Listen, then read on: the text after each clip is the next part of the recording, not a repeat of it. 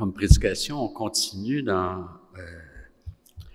les quelques prédications, cette courte série sur le culte, le principe régulateur du culte. Et aujourd'hui, on va surtout s'arrêter sur les enjeux théologiques. Alors, la dernière fois, c'était plutôt historique. Hein, on a vu les anglicans, les puritains. Et aujourd'hui, ça va plutôt être les enjeux théologiques, parce que tout ce qu'on fait découle de la théologie. Tout ce qu'on fait découle de la théologie qu'on a. Nos actions professent beaucoup de théologie. Je me rappelle d'avoir dit à quelqu'un qui avait volé, il professait de la foi chrétienne. J'avais dit, te rends-tu compte qu'en volant, tu es en train de dire à Dieu, tu es injuste. Tu en as trop donné à l'autre, puis pas assez donné à moi. Tu es trop cheap, puis c'est pas toi qui prends soin de moi parce que tu m'en donnes pas assez. Il faut que je complète. Puis en passant, tu n'as trop donné à l'autre. Il y a toute une théologie, puis pas toujours consciente, mais quand on réalise, wow, c'est trop vrai. Donc, on avait vu le principe régulateur qui vient du mot règle. Et ce principe veut que Dieu n'a pas juste dit de faire pas juste prescrit de lui rendre un culte. Il nous dit comment il veut qu'on lui rende un culte. Et à l'inverse, il y a le principe innovateur qui repose sur la pensée que l'homme a la liberté de choisir selon ses goûts, selon la tendance du monde. Donc, Dieu aurait dit, puis là, c'est une caricature, Dieu aurait dit, je veux que vous me rendiez un culte, mais faites-moi la surprise de comment. Décidez vous-même. Et ce culte est alimenté par l'imagination, les goûts et les caprices des hommes. Et il y a des degrés entre les deux. Puis, je dirais que tout repose dans est-ce qu'on cherche à plaire à Dieu ou à plaire aux hommes? On peut prendre une chose que Dieu a prescrite, mais l'amener au goût du jour pour que ça nous plaise. Puis ça ne devrait pas. Un jour, j'enseignais à mes enfants le principe biblique que l'on retrouve en Matthieu 7,12, et je vous lis. Tout ce que vous voulez que les hommes fassent pour vous, vous aussi faites-le de même pour eux. Par après, il y en a un qui m'a dit, « Papa, pour ta fête, j'aimerais ça te donner le film de Batman. » Moi, j'avais vu Batman, puis quand j'ai vu une fois, ça ne m'intéresse pas de le revoir. Mais ce fils-là aimait beaucoup Batman. Puis, il s'était dit, il faut que je fasse à mon père ce que moi j'aimerais qu'il me fasse. Fait que j'aimerais ça qu'il me donne le film de Batman. Fait que je vais lui donner le film de Batman. Fait que j'ai vu que mon enseignement n'était pas tout à fait assez complet. Et là, j'ai expliqué que quand on fait un cadeau, on doit chercher à donner ce qui plaît à celui qui le reçoit. Notre emphase doit vraiment être sur qu'est-ce qui plaît à l'autre. Et c'est une pensée vraiment courante. J'ai rencontré, je suis chrétien, ça fait 41 ans, 42 même, et j'ai rencontré beaucoup de personnes qui cherchent un culte à partir de ce qu'eux aiment. J'en ai même vu dire, moi, ce qui croit, c'est secondaire. C'est très rare qu'une personne qui veut adhérer à une église va dire, j'aimerais ça lire votre confession de foi. La plupart du temps, c'est le style de réunion, l'ambiance, etc.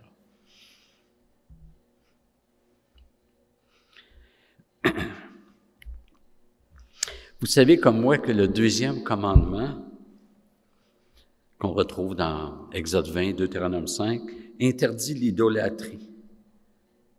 Et plus j'étudie sur la loi, plus je me rends compte que notre compréhension des commandements est trop étroite.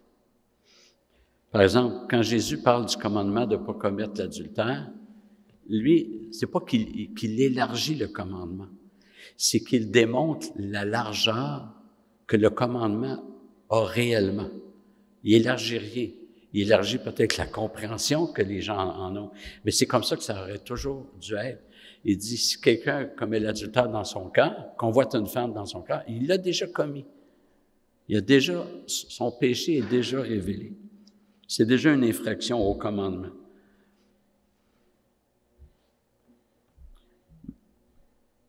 Quand Jésus parle de la nation juive en disant « génération adultère », c'est aussi une application de ce commandement-là. Quand l'apôtre Jean dit que celui qui déteste son frère est un meurtrier, il est en train de dire que le commandement « tu ne tueras pas », c'est pas juste de mettre fin au battement du cœur qui est un meurtre. Déjà, quand on a de la haine pour quelqu'un, c'est un meurtre. C'est-à-dire, ça s'inscrit dans la mouvance du meurtre. C'est moins grave. On ne dira pas que c'est la même gravité. Mais c'est le même péché qui est peut-être retenu un peu plus. Le commandement de ne pas se prosterner devant une statue est plus large qu'on pense. De mémoire, il me semble que le dernier verset de la première épître de Jean, je ne suis pas certain, mais il me semble que c'est « fuyez l'idolâtrie ». Et c'était pas juste les statues. Dès que quelque chose prend la place de Dieu et de ce qu'il demande, c'est de l'idolâtrie.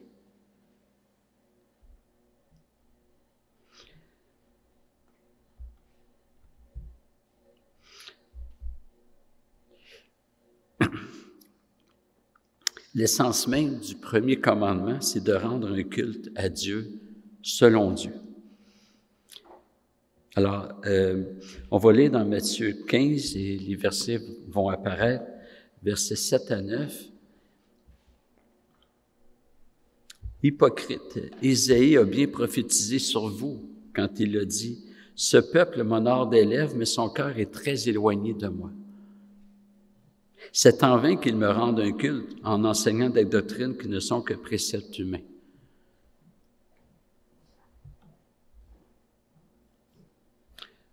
C'est possible de rendre à Dieu un culte qui soit vain. C'est possible. Si on est tourné vers des préceptes humains, des goûts personnels, si notre désir est de se satisfaire, on n'est pas dans le culte. En fait, c'est un anti-culte, comme j'avais dit, par définition, un culte, on est tourné vers Dieu. Puis notre seule question, c'est, Seigneur, qu'est-ce que tu agrées? Qu'est-ce que tu demandes?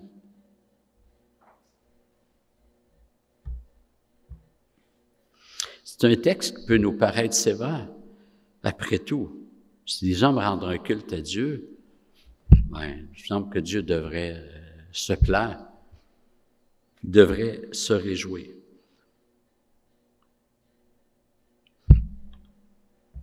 Mais Dieu ne s'accommode pas de nos fantaisies. On n'a pas à domestiquer Dieu. On n'a pas à dire à Dieu, adapte-toi à nous. C'est à nous adapter à Dieu. Il est Dieu, de dire, Seigneur, le modèle, c'est toi, c'est pas toi à t'adapter à nous. On veut te rendre un culte, puis tu nous dis comment faire. Deutéronome 6,13 dit, « Tu craindras l'Éternel ton Dieu, c'est à lui que tu rendras un culte. » Et là, le Seigneur ne se réjouit pas, il n'approuve pas le culte qui lui est rendu dans le texte qu'on a lu dans Matthieu. Pourtant, ce culte n'était pas voué à des divinités païennes, mais au Dieu d'Israël.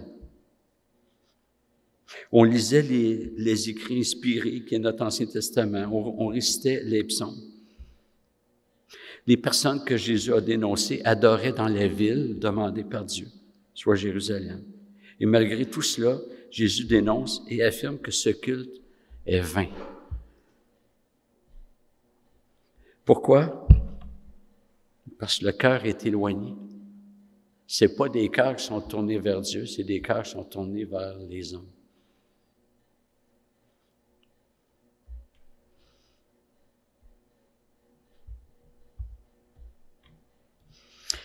Dans les 10 commandements, il y a cette injonction de ne pas avoir d'autre Dieu que le vrai Dieu, de ne pas rendre culte, de culte à d'autres dieux.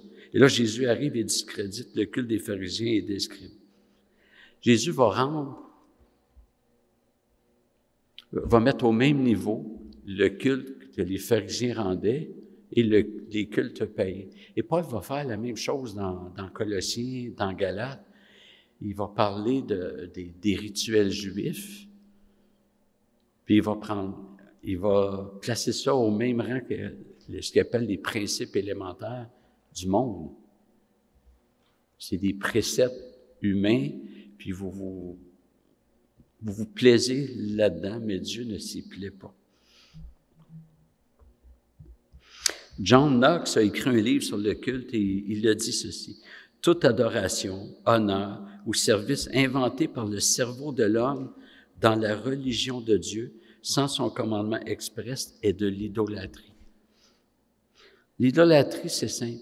C'est ce qui prend la place de Dieu. C'est ce qui prend la place de ce que Dieu a dit. C'est pas juste de s'incliner devant des statues de plâtre ou de bois, ni à invoquer des divinités autres que Dieu.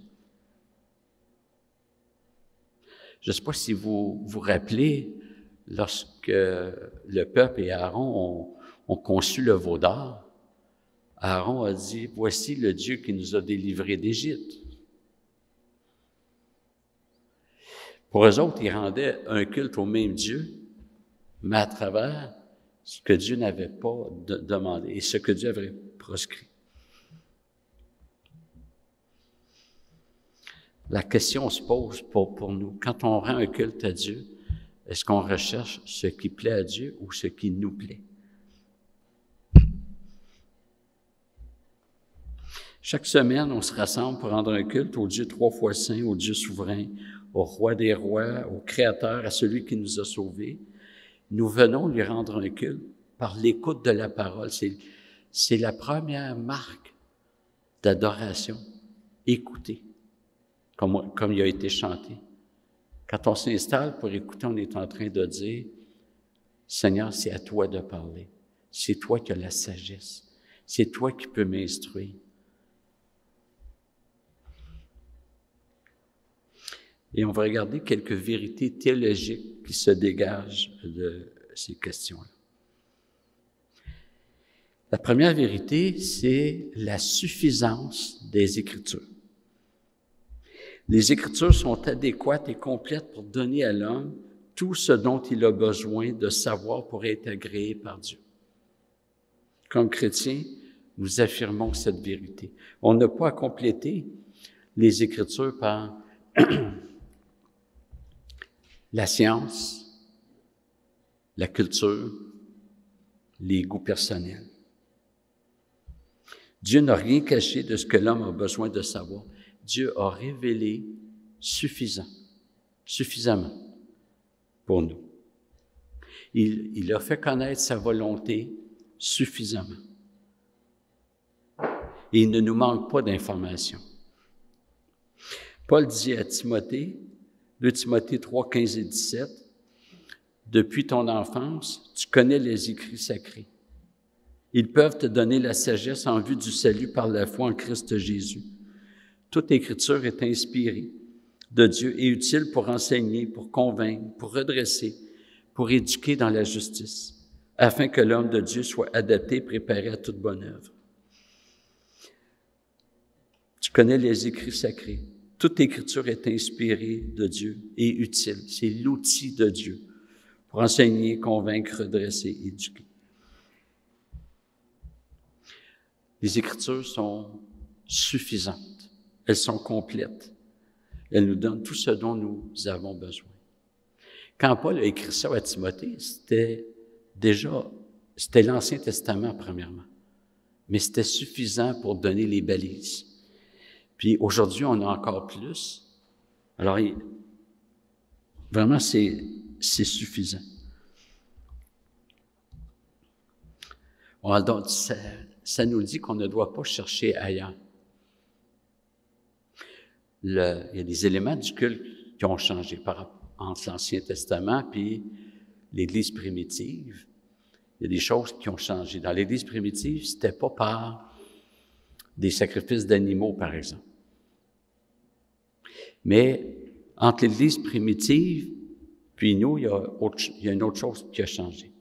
C'est qu'avant que les écrits bibliques soient complétés, ce qu'on appelle le canon biblique, c'était par les dons révélationnels que Dieu dirigeait et donnait des consignes. Et maintenant qu'on a tout dans les Écritures, eh bien, en tout cas, c'est ma lecture, c'est que les dons révélationnels, c'était pour l'ère apostolique, le temps que le canon biblique soit complété. Et maintenant, comme Jude dit, la foi, c'est-à-dire ce qui doit être cru, a été transmise aux saints une fois pour toutes. C'est terminé. Et nous avons dans les Écritures tout ce dont nous avons besoin.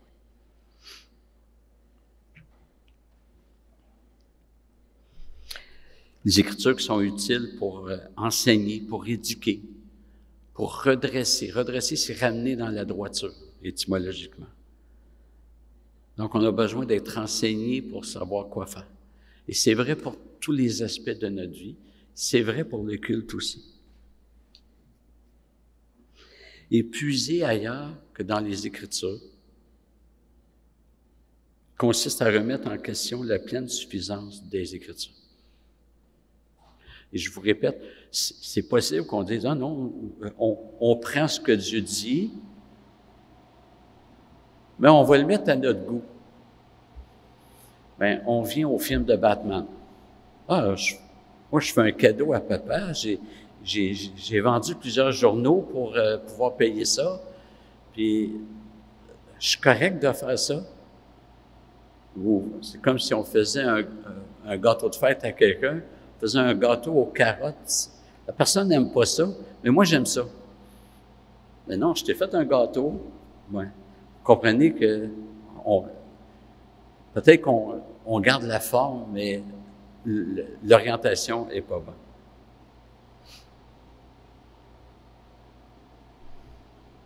Et au verset 17 de 2 Timothée 3, il y a le but, afin que l'homme de Dieu soit adapté, c'est-à-dire équipé et préparé à toute bonne œuvre.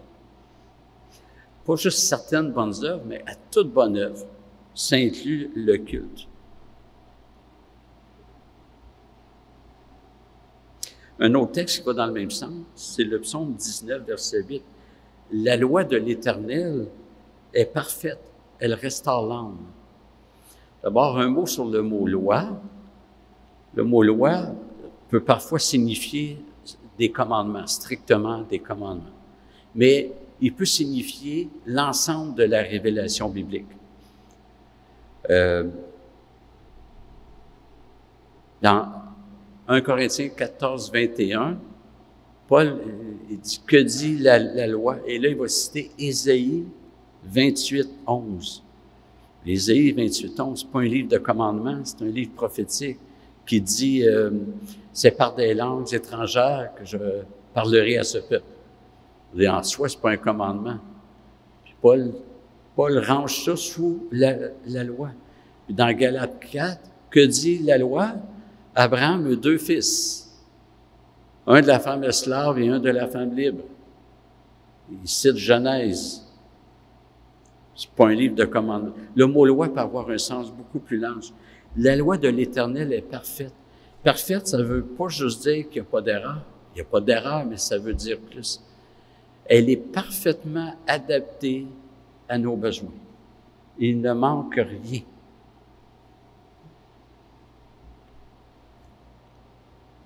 Si on croit que les Écritures sont pleinement suffisantes pour la vie chrétienne, pour la spiritualité, nous devons croire que tout ce que l'on doit savoir pour rendre un culte à Dieu est prescrit dans les Écritures. Les Écritures sont suffisantes pour nous dire comment nous pouvons nous approcher de Dieu.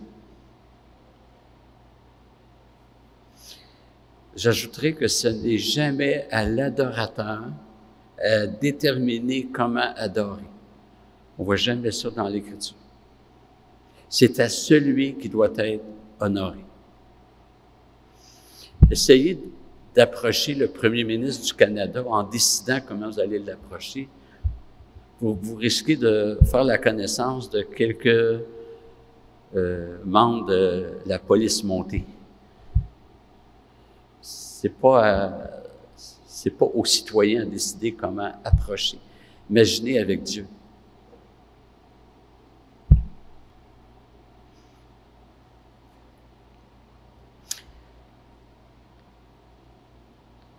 Ne pas se limiter aux Écritures pour adorer, ça insinue que notre adoration a besoin de notre imagination, nos goûts. Et il y a une pensée dans le monde protestant qui veut que j'y vais spontanément, puis que ça, c'est le Saint-Esprit.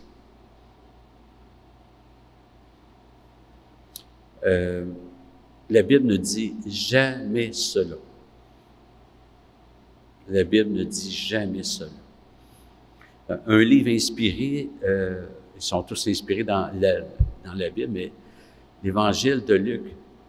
Luc il a travaillé soigneusement, il a fait enquête auprès de ceux qui avaient suivi Jésus. Il dit ça dans les premiers versets.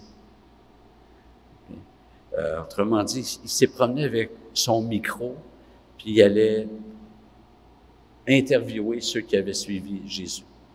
Puis il dit à Théophile, je t'expose là soigneusement. Okay? Il s'est pas mis sous un arbre disant, j'ai juste à faire ça, puis ça va être parachuté. Il a pris le temps.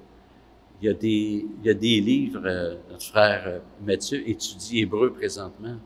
Hébreu, là, c'est la structure littéraire, là, c'est inimaginable. C'est soigné, là, comme une toile de grand peintre, comme une pièce une composition classique, c'est phénoménal. Quand on étudie dans les textes originaux, qu'on voit la structure, là, c'est phénoménal.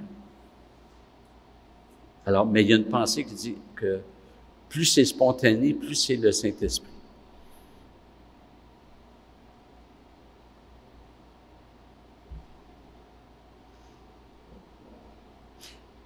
Je vous relis le paragraphe de la 1689 au chapitre 22 qu'on avait lu il y a 2 semaines. La lumière de la nature montre qu'il est un Dieu qui a seigneurie et souveraineté sur tout, qui est juste, bon et fait du bien à tous, et qui, par conséquent, doit être craint, aimé, loué, invoqué, cru et servi par les hommes de tout leur cœur, de toute leur âme et de toute leur force. Mais quant à la manière de lui rendre un culte, c'est Dieu lui-même qui l'a ordonné et précisé par sa volonté révélée, donc la Bible, de sorte qu'aucun culte ne peut lui être rendu selon l'imagination et les méthodes des hommes, ni selon les suggestions de Satan sous quelque représentation que ce soit, ou de quelque autre manière non prescrite dans les Saintes Écritures. Et sous ce paragraphe, il y a la citation de Deutéronome 12, verset 32,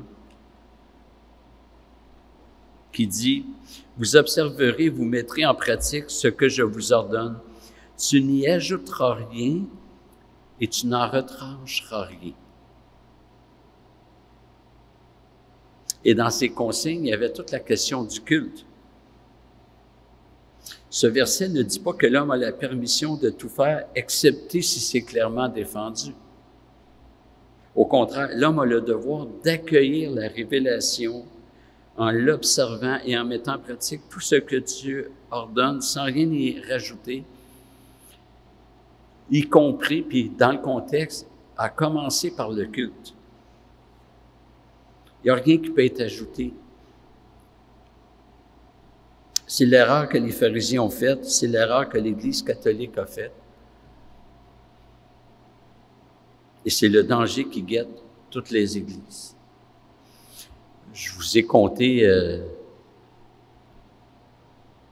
y a peut-être quelques années, que je discutais avec Amar Jabella, qui était doyen de la faculté.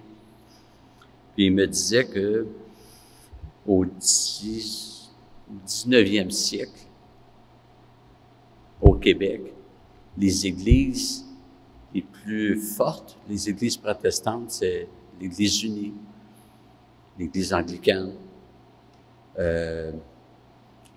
l'Église presbytérienne. Puis, ces églises-là se sont toutes éloignées des Écritures pour aller dans autre chose que les gens aimaient, qui deviennent tradition. Puis, il m'a dit, on regarde aujourd'hui, puis il reste quasiment plus rien de ces églises-là. Il reste quasiment plus rien. Puis là, je l'interromps, puis j'ai dit, mais je pense que le monde évangélique est en danger, court le même danger. Bien, il dit, c'est exactement ce que j'allais dire. Tu m'as coupé, je m'en allais là. C'est exactement ça. Le principe régulateur du culte reconnaît la pleine suffisance des Écritures et reconnaît que c'est un devoir d'avoir le focus uniquement sur les Écritures. Comment Dieu veut être adoré? Parce qu'il y a toujours le danger de dire, oui, mais on peut faire ce que Dieu demande, puis en même temps que ça nous fasse plaisir aussi. Dieu voit ça. Puis Dieu voit nos cœurs, puis il dit non. Ce peuple m'honore des lèvres, mais son cœur est éloigné. Tu ne cherches pas à me rendre un culte, tu cherches à te faire plaisir. Deuxième doctrine, en lien avec le principe régulateur, c'est la souveraineté de Dieu. Le paragraphe de la 1689 qu'on a lu dit « Quant à la manière de lui rendre un culte, c'est Dieu lui-même qui l'a ordonné et précisé par sa volonté. C'est ce qu'il veut, sa volonté révélée. » Vous savez, en français, un ordre a deux sens. On peut mettre de l'ordre dans une pièce, puis on peut donner un ordre à quelqu'un.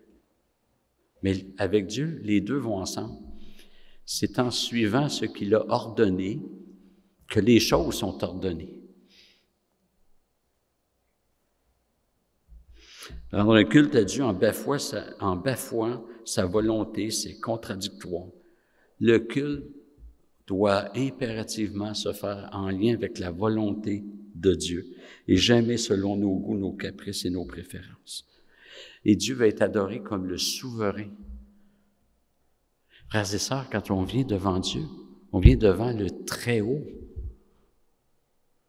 Puis on lui demanderait de se domestiquer à nous. C'est une offense, je suis désolé, c'est un sacrilège de penser ça.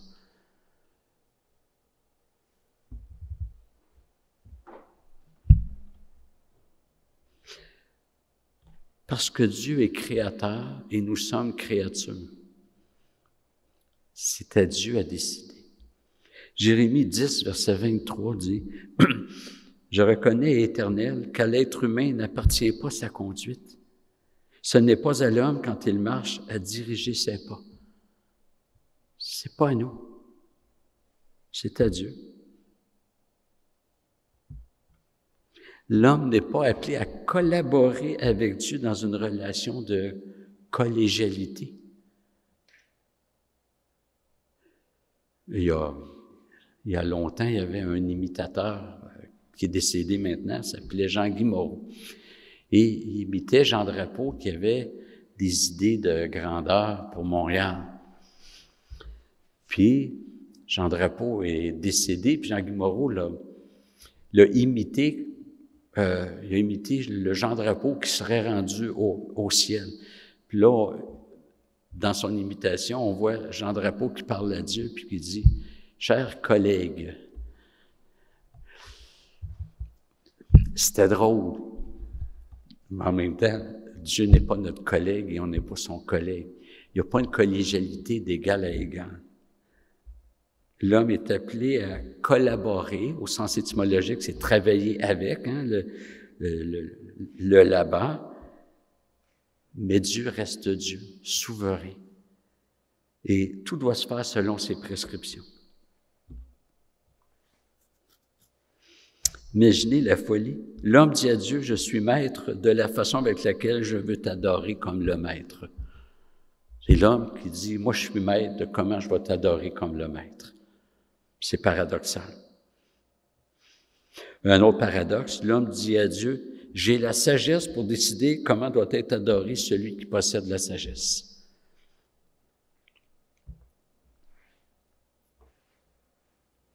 Quand on adore Dieu, on adore le souverain, le seul qui possède la sagesse. Nous n'avons pas cette sagesse-là. Nous ne l'avons pas. Toute sagesse vient d'en haut. C'est Dieu qui la donne. Et la sagesse vient avec les Écritures. C'est pas quelque chose de déconnecté. Le même texte qu'on a lu plus tôt quand Paul dit à Timothée, il parle des Écritures qui peuvent te rendre sage à salut. Ça va te donner de la sagesse pour vivre le salut.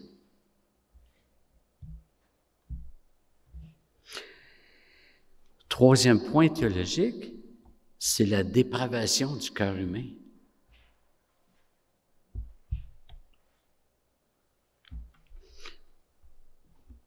Il y en a qui pensent que c'est l'intention qui compte. Combien de fois on a entendu des personnes dire « Ah, j'ai fait ça, c'est contraire à ce que Dieu demande, mais Dieu connaît mon cœur. » Puis c'est vrai, Dieu connaît notre cœur, puis il voit comment notre cœur est pourri.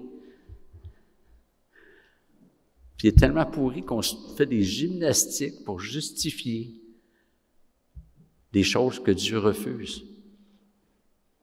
J'ai entendu des personnes qui voulaient plus de vie d'église, mais Dieu connaît mon cœur, autrement dit. Dieu accepte ça, il voit que j'ai un bon cœur. Ça ne passe pas le test des Écritures. Ça ne convainc que la personne qui le dit. Nos cœurs sont tortueux par-dessus tout. Et le cœur régénéré, c'est le cœur qui a reçu l'amour de la vérité.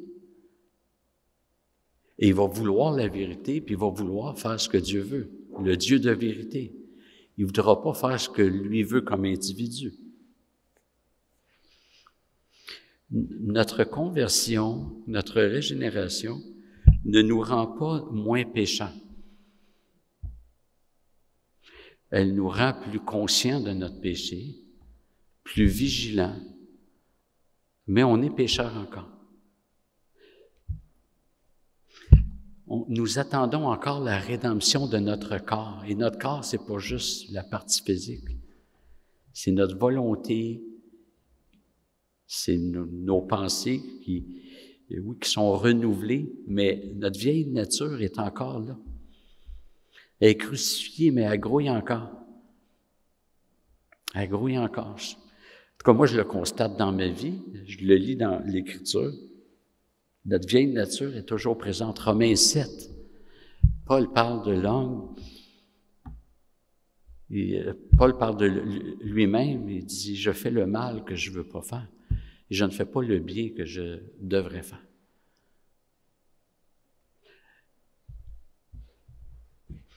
Paul s'adresse aux Philippiens, il leur dit tous recherchent leurs propres intérêts. Cet chrétien, il les présente comme des saints au début.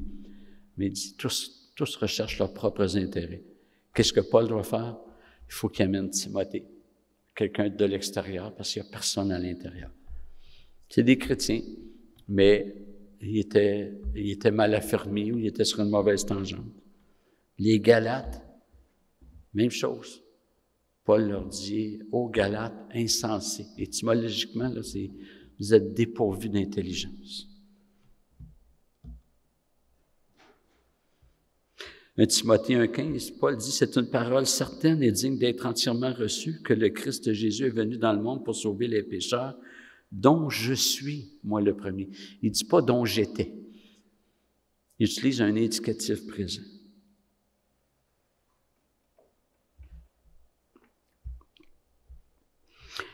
L'adoration, frères et sœurs, c'est nous, les très petits, qui se prosternent devant le très haut. Il n'y a pas de culte sans humilité. Et l'humilité, c'est pas juste dire, c'est vrai, je suis pécheur. L'humilité, c'est de reconnaître que, en fait, Paul dit qu'on n'est rien. Hein? Si quelqu'un croit être quelque chose alors qu'il n'est rien, il s'illusionne. Dans le counseling biblique, ça m'est arrivé que des personnes disent « Ah, je me sens ennuyé, je me sens moins que rien. » Puis ma réponse est toujours pareille. C'est « Mais tu as tellement raison. » Parce qu'on n'est rien. Sans Dieu, on n'est rien. On n'est rien, puis Paul le dit. On est comme un morceau de papier. Ça vaut rien. Un morceau de papier de 3 pouces par 5 pouces. Essayez de vendre ça sur Kijiji, sur Marketplace, un morceau de papier. Mais si Dieu écrit un chèque et qu'il signe de son nom, là, il y a toute une valeur, ce papier-là. Puis on n'est rien sans Dieu. Mais avec Dieu, Dieu nous donne une valeur infinie. Il a fait de nous ses enfants. On doit reconnaître notre dépravation. On est tortueux. Puis tellement tortueux qu'on se trouve des gymnastiques intellectuelles pour essayer de prendre ce qui est tortueux puis de le présenter comme si c'était droit. C'est comme, je vous ai déjà dit, moi, que mon nez est croche, mais comme ça, il est droit. Hein?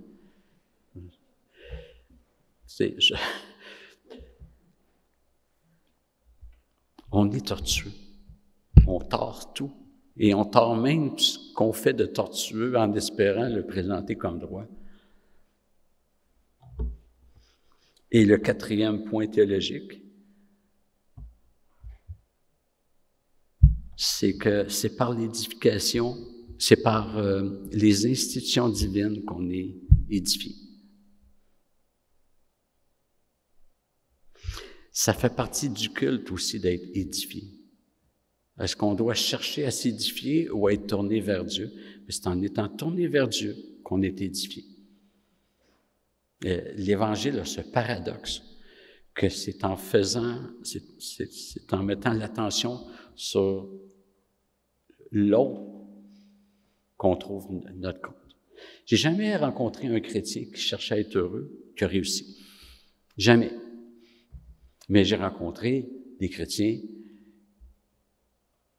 qui ont trouvé leur bonheur en cherchant le bonheur de l'autre. C'est toujours ça. Et c'est en étant tourné vers Dieu. Hein, il y a un texte qui dit quand on regarde à l'Éternel, on est resplendissant de joie. Si on renversait un petit peu ce verset-là, quand on regarde à nous-mêmes, on n'est pas resplendissant de joie. On voit toutes nos bébites, on voit tout ce qui est en nous, puis qu'on ne montre pas aux autres. Hein. On a un moustiquaire pour pas que les bébites sortent. On veut pas, mais c'est là. Quand on se tourne vers Dieu, on est resplendissant de joie. C'est le paradoxe de l'Évangile. Je pense pas à moi, c'est là que je trouve mon compte. Puis, c'est en rendant un culte à Dieu qu'on va être édifié, qu'on va grandir, qu'on va trouver notre épanouissement. Changer les éléments du culte, c'est prétendre que Dieu va faire une œuvre en nous en utilisant nos moyens. Le Seigneur travaille avec ses institutions et à travers ses institutions. L'Église, la parole, la prière, tout cela par le Saint-Esprit. Est-ce qu'on croit vraiment qu'on va être justifié, qu'on va être édifié par des moyens autres que ceux que Dieu a prescrits? Je ne penserais pas.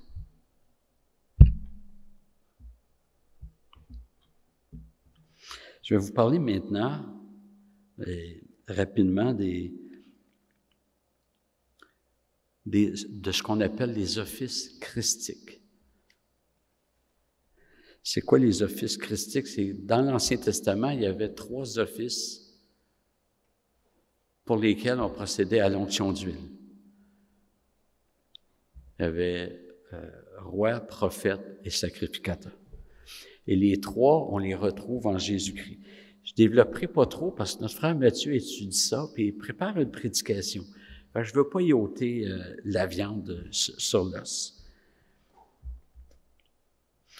Alors, je vais être très, très bref. Je vais mentionner juste en lien avec le culte. D'abord, le prophète. Si Jésus-Christ est prophète, on doit recevoir ses enseignements, pas juste ce qui est sorti de sa bouche, mais ce qu'il a prescrit par ses apôtres aussi. Le ministère apostolique consistait à... Donc, c'est Jésus qui a poursuivi son ministère terrestre à travers eux.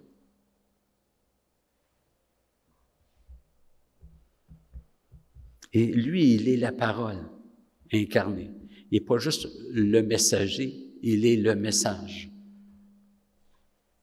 Et Jésus met le mot final à la révélation.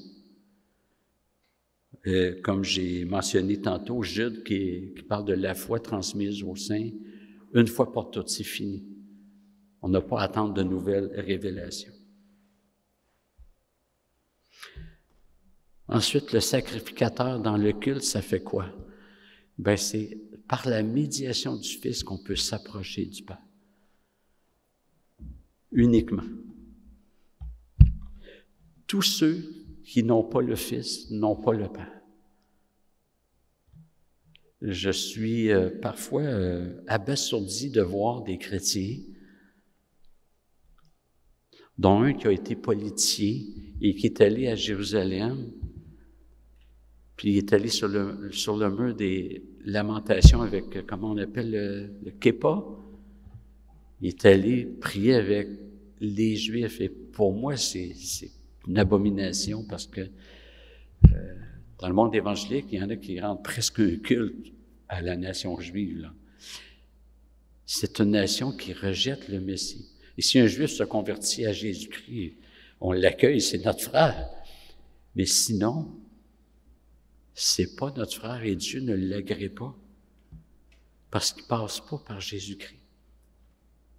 Ils n'ont pas plus d'accès à Dieu qu'un musulman, qu'un bouddhiste ou qu'un autre.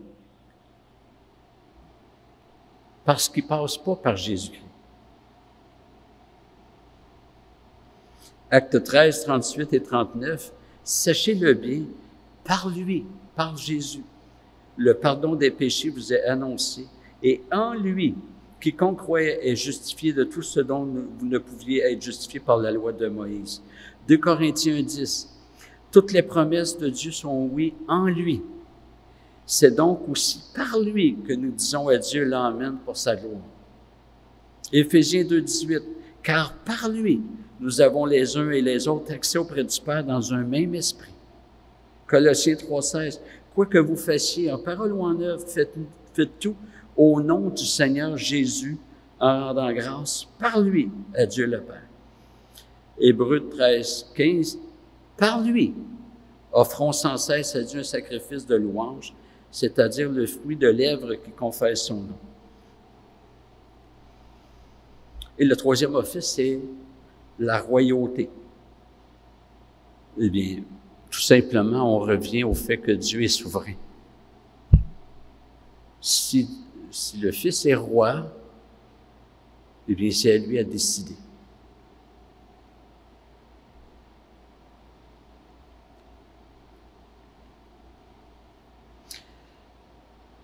Je reviens sur l'idée qu'il faut rejeter la pensée selon laquelle Dieu agrée tout culte fait en son nom. Genèse 4, verset 3 nous dit, « Au bout d'un certain temps, Caïn apporta des fruits du sol comme offrande à l'Éternel. » Il a offert à l'Éternel. Il n'a pas offert à une divinité païenne. Il a offert à l'Éternel. Et Dieu n'a pas agréé son offrande, possiblement pour deux raisons. La première, c'est que Abel avait offert un sacrifice sanglant. Caïn, c'est un sacrifice de fruits et légumes. Mais il y a une autre donnée dans le texte de Genèse 4. Abel a offert les premiers-nés de son bétail. Caïn, c'est marqué qu'il a amené des fruits du sol, pas les premières récoltes, des fruits. Mais c'est pas parce que c'était fait au nom de l'Éternel que Dieu a agréé. C'est en vain qu'il me rendra un culte en enseignant des doctrines qui ne sont que préceptes humains.